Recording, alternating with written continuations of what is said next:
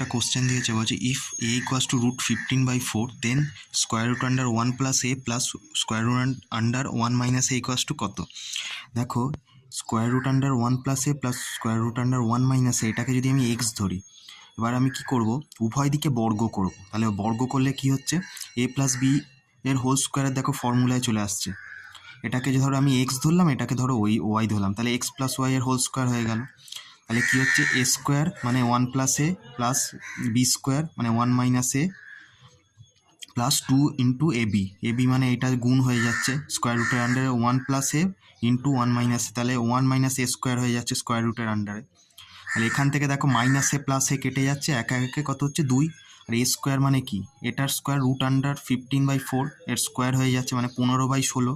তাহলে 1 মাইনাস 15/16 মানে 16 মাইনাস 15/16, মানে এখান থেকে হয়ে গেল আমার 1/4। তাহলে 2 ইন্টু 1/4 মানে কত, হাফ। 2 প্লাস হাফ মানে কত, 5/2। এবার এটাকে যদি স্কোয়ার রুট করি, বর্গমূল করি, তাহলে স্কোয়ার রুট আন্ডার 5/2, এটাই এর অ্যান্সার আসবে, মানে অপশান বি এটাই এর কারেক্ট অ্যান্সার হবে।